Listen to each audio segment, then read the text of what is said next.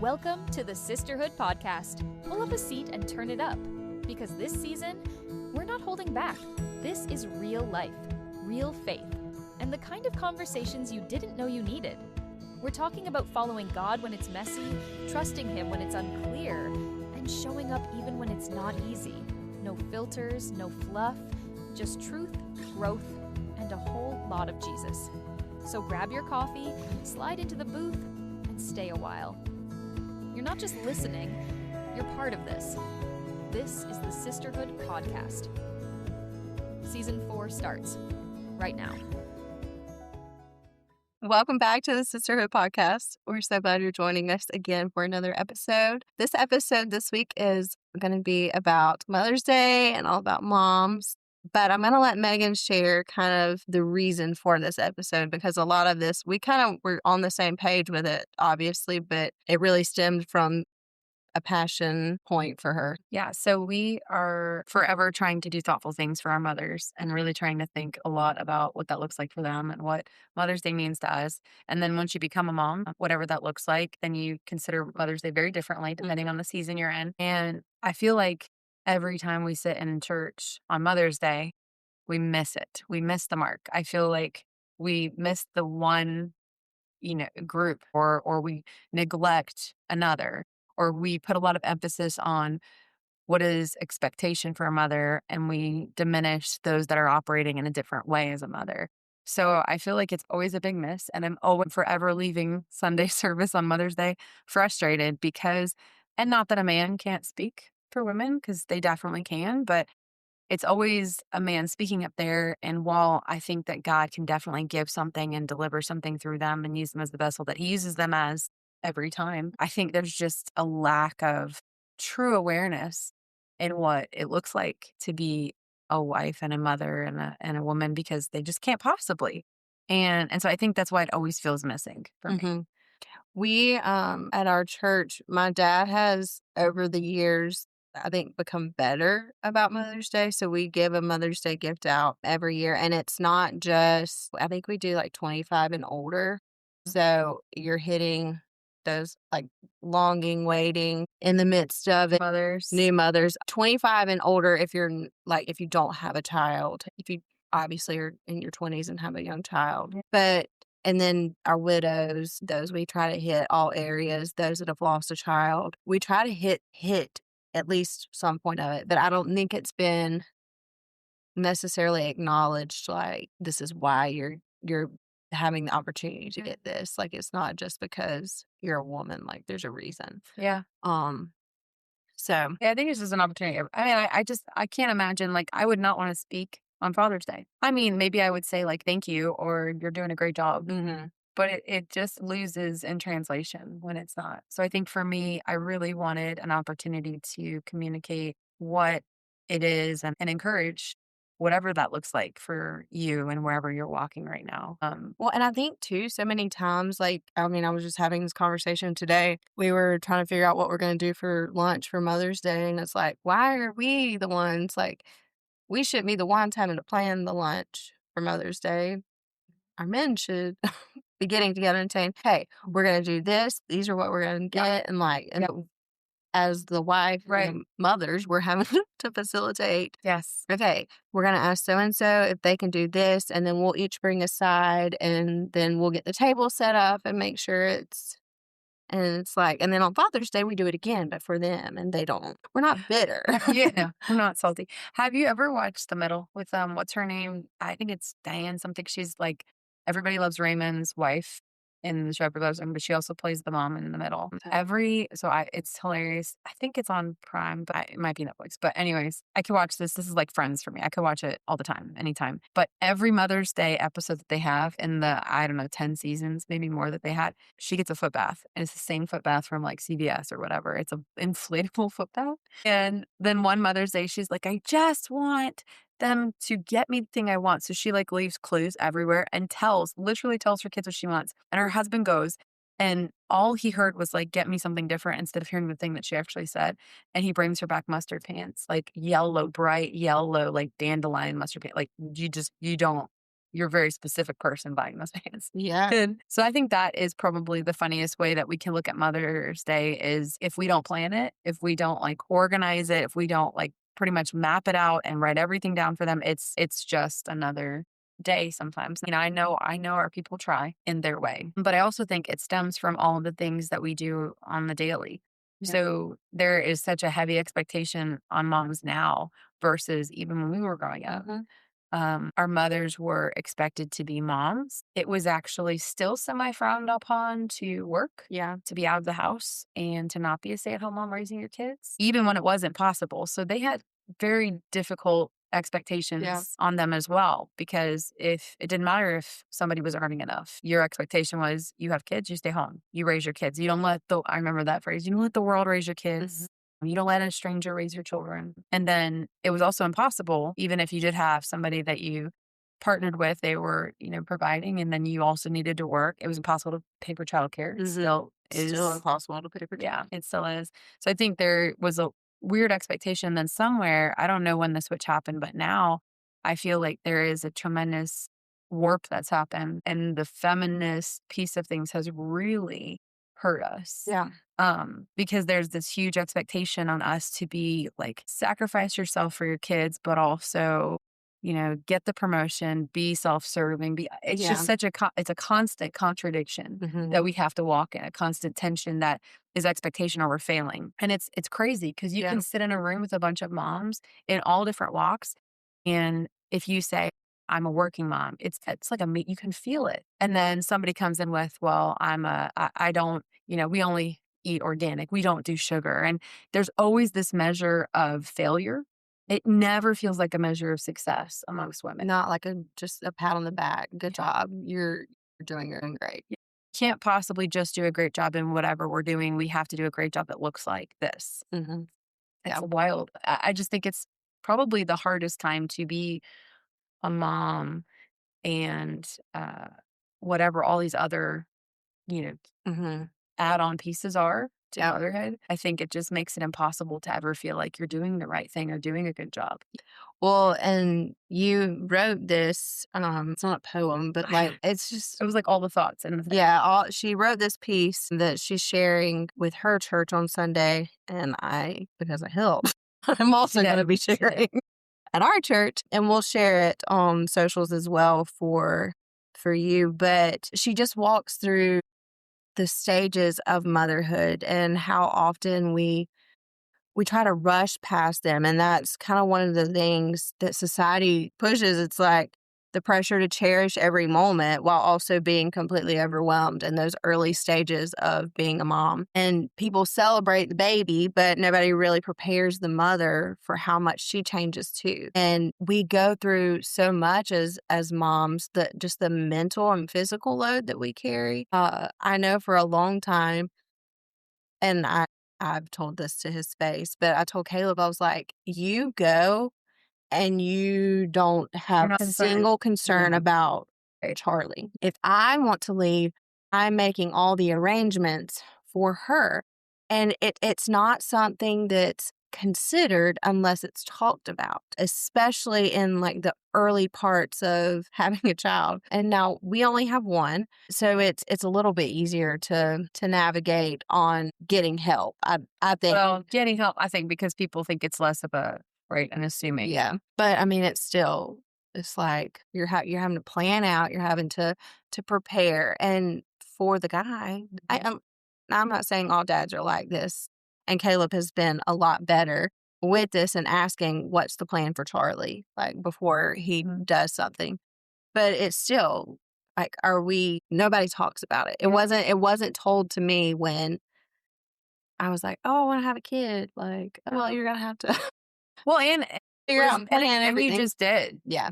It was also like, not only did no one tell you, but no one, like in our team, right? In our me and Seth team, no one sat down and said, okay, well, this is how we're going to do this. Yeah. And I think that there's so much like what you're saying when we make a plan, he's not concerned. Has he gotten better over the years with certain things? Yes. And is he super helpful? Is he a great partner? Absolutely. But the way that we think about our children and the things that and I know it's because we hold them, and whatever that looks like. however that looks, we hold them very differently. Yeah. And that's how God created us. And it's a beautiful thing, but it definitely is not sustainable with all of the other unrealistic expectations. Like reality and what could be achievable at some point just like disappeared. I don't know where it went and I don't know why it got taken, but now it's all of these crazy like be present like you were saying, but also you've got to build this and maintain and we still have to maintain our marriages and our friendships and we have to keep the home running. And I'm very thankful because I know Seth will listen to this and it is absolutely the truth. He is very good at helping maintain the home. I wouldn't want to do it without him. Yeah. And so I'm very thankful for that. But there are pieces that consume me that don't even begin to touch him. Like if something isn't done right or it isn't cleaned up, like the fairy that comes through and resets the house at night, all of those things that if I didn't do them would just completely continue to accrue and build up in all of those pieces. Yeah. But well, and then when we move into like the school aged children, then everything becomes activities and schools events and packed lunches, and there's the emotional labor, and then camping culture starts to get louder because not only are you looking at your child, but you're also looking at these other children that are coming in contact with your child and how are their parents dressing them or what's the next trend. This dumpling trend, the squishy dumpling trend that is so like viral right now, it's like they're little squishies. You could used to find them at Five Below, but now they're just rare to find. And it's like, if you don't have a dumpling, then you're not interesting. Like it's just, and it's because of social media that these things have just exploded like anything. So there's these moms feeling the pressure to make sure their child has a dumpling so their child's not getting made fun of. And so it's just this whole big like, nobody talked about this. And this is not what you read when you're in Babies for Dummies. I don't know what the book was. What to expect when you expect that one. Yeah. I didn't read that one. Yeah. Didn't read books. Well, it's not relevant anyways. But nobody was telling you this in those books or in the classes that you went to. So, and the way obviously the world's going today, I mean, it just wasn't something we talked about. No, and I think like you hit on schools, and I have a very visceral reaction to the school thing because once your kids get at school age, it's not just about their experience at school. I mean, obviously, you don't want them to be being bullied and you don't want them to be laughed at and you don't want the things that you love about them to become pain points for them because that happens because we think so many things are so cute and then they walk into school and somebody tells them it's stupid and that sticks. Yeah. And I hate that sticks. Yeah. But then also where they're going to school, who's teaching them, what they're teaching, like all of these things become completely consuming things. And my husband, bless his heart, will always be like, it's not a big deal and it's going to be okay. Like that is going to all of a sudden switch something in my brain from being in this like crazy, I've got to make sure that they have the best childhood, that they have the best experience, that they are successful because they feel set, like I made all the right choices. Yeah. And you're constantly feeling like you fail. Well, and we're putting this weight and pressure to create a magical childhood while also keeping up with everything else. Yeah. Work with, again, the home. Oh, the holidays. Everything it's a next level. It's not just this can be enough. And so we're constantly switching back and forth from being present to being just productive, to being performant. And then that, to your point, that switch, that role switching, just that the emotional capacity it demands is exhausting. Yeah. So like at the end of the day, we're just like wiped. There's nothing left. I love this like kind of reflection quote. It's so many women feel exhausted, not because they're failing, but because they've been carrying too much for too long. Yeah. That's good. And the constant need to switch and juggle and change who you are, not necessarily like your personality or who we are together, but who you are in that moment. Like this moment requires survival mode. Mm-hmm. This moment requires you to be creative and make a pumpkin out of nothing. This moment requires you to be their advocate because people are treating them a certain way and you need people to step up. You have this moment requires you to be the taxi driver or the grocery shopper, the coach. Whatever. This moment requires you to be the provider or the breadwinner or the career focused, ambitious because you got to get that promotion because you got to be able to save for their college because you got to be able to send them to a good school because it is non-stop connection. Yeah, all the things. And then as you get past that age, you're finally in this older kid stage. Neither one of us are there, so we don't have much to go off of this. I can say as like watching my mom go through this, especially with us and then even those under us, like the letting go and trusting God with children you can no longer fully protect, and their choices that they make and the decisions that Not they right. make. We're gonna be Amish. Yeah. I'm gonna pick their wives. They're gonna live in the same house with us for the rest of their lives. This is I figured it out. We'll make butter. But we go from the shift from managing to mentoring. So I mean, my mom's been that in my life where she still tries to manage some, and I would tell her that to her face, and she probably will listen. It's all in love. It is. I know But it is. she 'Cause goes. I think I'm gonna have the hardest time transitioning. Yeah. It goes from that managing everything and making sure everything's planned to mentoring and then coming alongside of helping equip in a different way. And so, And I think that's what's probably the hardest switch, because all of the other switches are, I mean, we put them on ourselves or somebody's put them on us, but we feel like we're choosing it. That switch, it feels like it's them choosing it. yeah.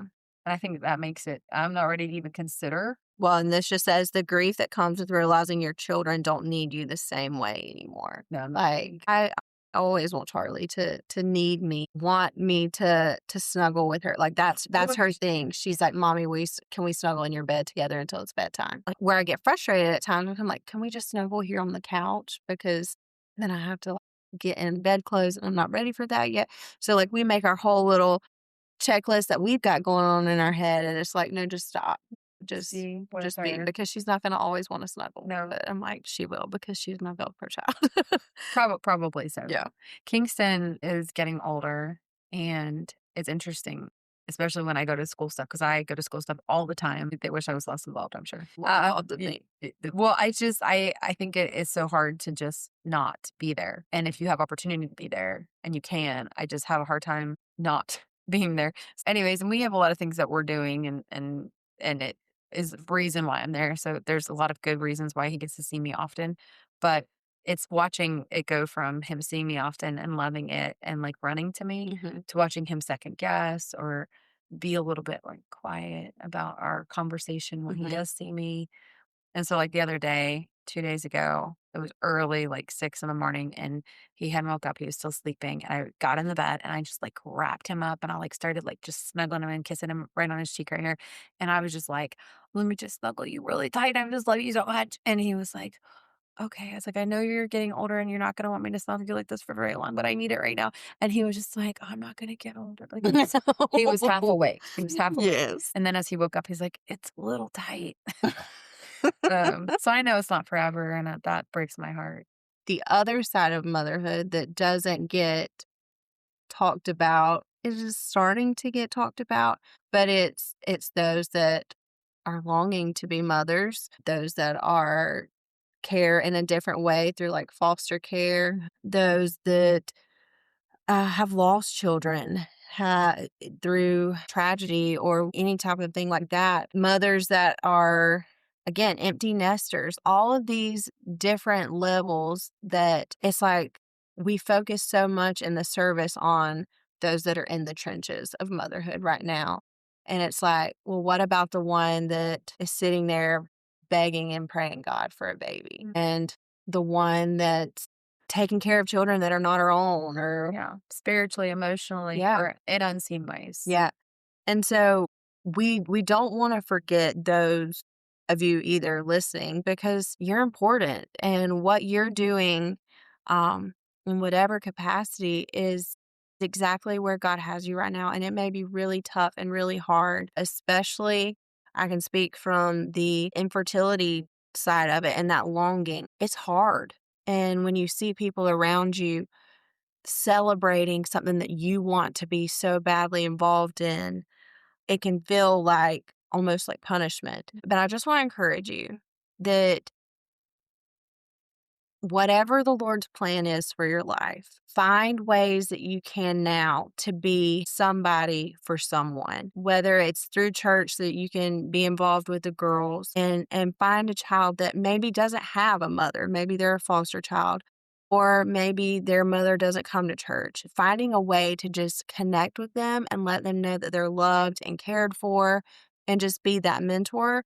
And then, I mean, can't say obviously what the Lord's going to do, but I feel like I know for what it's done for me, it fills a little hole. Obviously, it's not going to fill the whole big hole, but it's putting your hands to something and that can bring joy, whether it even, and it doesn't even have to be a small child. If you're involved in a church that has teenage girls or young adult girls, Yeah. Pour into somebody. pour into somebody, find someone that you can share life with.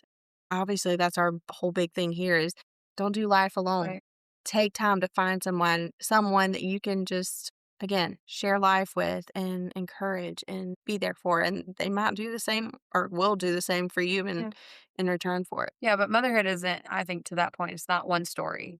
Like it is many stories sitting in a room together, and there's not a universal standard that validates womanhood or motherhood as much as we would like to, and put that weight on somebody and that Yeah. expectation on somebody and these ideals on somebody and these situations that have to exist on somebody for them to be mom, the best woman, all of these things. I think we just put so much on ourselves and it takes away the joy. It makes it to where we get through. I know everybody references that newness with the baby, and people have full blackouts. Like they don't remember a majority of those weeks or months Yeah. right after, whether it's related to something that went undiagnosed, like postpartum, or it's related to something like just this. All these expectations and weights that we assume are going to happen, or nobody telling us about the thing that comes next. Yeah. And so we're waiting for this ideal. And then when it doesn't happen, we feel like, oh my gosh. And so it's a trauma response almost. And so then you forget these things that should be filled with joy. You should be, scent memory and all of these things should be filled with so much joy. And so much of it is removed because we allow all of these unrealistic ideals to overwhelm us. Yeah. And then we forget or we don't have the capacity to be present. Mm-hmm. And then it feels like it gets stolen. Yeah, yeah, for sure. It's heavy and it's a lot. And I think our goal in this is for you to not feel like because you're not doing it the way that Sally Sue is next to you, that you find God in the middle of it and because of him and because of his love and his mercy that he gives each day for us. And that you don't have to walk a road that is chaotic and crazy at times and then feel like you're in it alone. Like, let's forego the social media comparison journey. Let's forego the balance culture Mhm. where if you can't handle it, you're doing it wrong. And if you can't handle it, you're not doing enough. I mean, we just can't win. Yeah. Let's forego the guilt from not doing enough, the feeling behind or inadequate. Yep. Like all of those things, they don't help us. They don't make us better moms. In fact, they make us short natured. They make us quick to the anger. They make us impatient. They make us different versions of ourselves that we don't want our children to experience. And I mean, I've done that. I've Yeah. done that so much where I allow myself to be consumed by these ideals that I don't even realize what I am doing in those moments with my children. And it's such a sad place to watch that joy just not be where it needs to be Yeah. and not to make those memories with them. That's what we're supposed to be doing. And again, what we're supposed to be doing, like, that's just another expectation, but Yeah. we're so comfortable saying those things that if we're not in the moment all the time or we're not feeling good all the time, then also we're doing it wrong. Yeah. Well, and I think to your point there, at the end of the day, we're not accountable for doing everything. We're accountable for loving well, whether it's our children or others, like I mentioned, while we're waiting through grief, loving imperfectly but faithfully. That can be hard. But also looking at Christ's example of steadfast love. He didn't, even on the cross, and I know this phrase, like you were on his mind. I was on his mind. He was doing that because he loved you and I so very much. And we can reflect that in how we live each day. No, I think, and to your point, love is not a production through perfection. It is absolutely produced through surrender. And it's hard because we are like what well, I am, like I expanded on in the beginning, such a control freak. I want to be there when I can be there. I want to facilitate who is speaking into my child's life. I want to think about every possible consequence of every action that could occur. And because if something's going to be negative, I want to remove that for them. I would love to create this perfect, maybe the bubble boy, maybe they had it right. I would love to do that for my kids, but it's not reality. And we've got to stop putting expectations on ourselves that are not real and also expectations on what our kids' childhood will look like that are unreal. But I think that this is meant to be encouraging and that if we feel this way, if we feel overwhelmed, if we feel stretched thin, if we feel like we're unseen, if we're in the grieving, in the waiting, if we feel like everyone is handling it better, they're not. That's Yeah. just what you're seeing. You are not outside of God's care. You are not, and you are seen. I think that is really important to know right now. And your worth was never dependent on how flawlessly you carried it all. Exactly. Yes.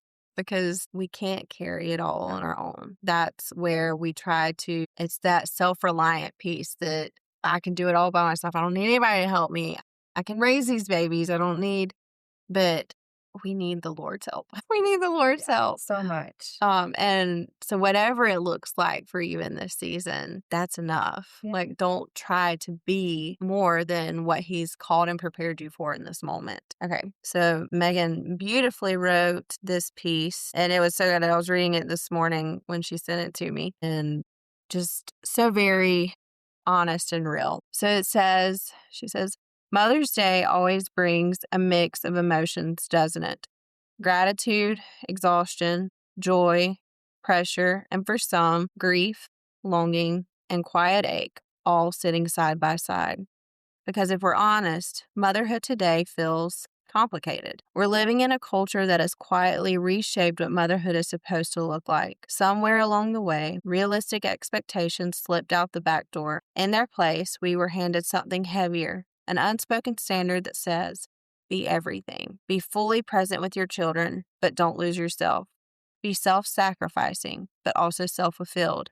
Build a career, nurture deep friendships, pursue purpose, while also growing life within you or raising little lives who depend on you for everything. And we do it on little sleep for years. There's also this constant tension we carry, this idea that we should stand equal in every space, perform at the same level, push forward with the same drive, but still remain endlessly nurturing, soft, and available at home. And so we learn to flip a switch from productivity to patience, from ambition to availability, from being on in the workplace to quietly laying parts of ourselves down at home. And then comes the message that if we're overwhelmed by all of that, if we feel stretched thin or unable to balance it all, then somehow we're doing too much or not doing it well enough. That's a heavy burden to carry. But I also want to pause here because today, it's not only heavy for the moms in the thick of raising children, it's heavy for the women who are waiting, the ones who long to hold a child,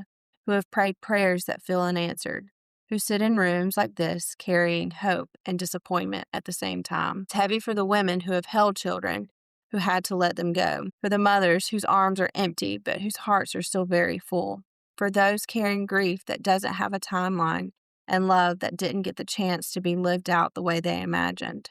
And it's heavy for the women who mother in unseen ways, spiritual mothers, mentors, caretakers, who pour out love daily, even if it's not always recognized. Motherhood is not a one-size experience.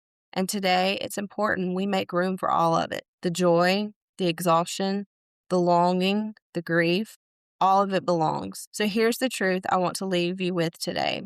There is no perfect formula for motherhood. There is no universal balance that proves you're doing it right. There is no standard that you have to meet to validate your worth in this role or in your waiting or in your grief. What it looks like for you, your pace, your priorities, your capacity in this season, that is enough. Not because you checked every box, not because you managed everything flawlessly, but because of what actually matters most. At the end of the day, we are not accountable for doing everything. We are accountable for one thing, to love the children in front of us, to love the ones we're still praying for, to love the ones we carry only in memory, to love others the way we wish we could love our own, to love the way Christ loves us, steadfast, forgiving, consistent, and full of grace. And that kind of love doesn't come from having it all together. It comes from surrender. So today, wherever you find yourself, if you feel stretched thin, if you feel unseen, if you feel like you're waiting, if you're carrying grief, you are not outside of this story. What it looks like for you is enough, and you are held, seen, and loved right here in this very moment. So beautifully written. So good. It's so true, though. I feel like we need to cut ourselves a lot of slack. Yeah. just enjoy being in this season because it goes by so quickly and whatever it looks like, it just goes by quickly. And I know it feels long Yeah.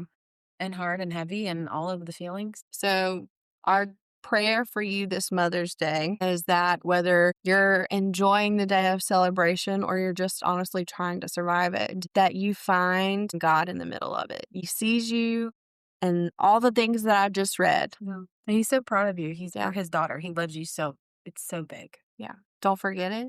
And again, we love you and we hope you just have the most blessed weekend and come back next week. See you then. Bye. Thanks for being part of the Sisterhood podcast today. We don't take it lightly that you chose to spend this time with us, and our prayer is that every episode leaves you feeling encouraged, seen, and reminded that God is still working in your story. If you enjoyed today's episode, make sure to subscribe, leave a review, and share it with someone you love. That's one of the biggest ways you can help us grow this community and continue reaching more women with honest conversations and real faith. You can also follow along with us through the Sisterhood Collective for more encouragement, updates, and community throughout the week. Until next time, keep showing up, keep trusting God, and remember, you were never meant to do this alone. We'll see you next episode.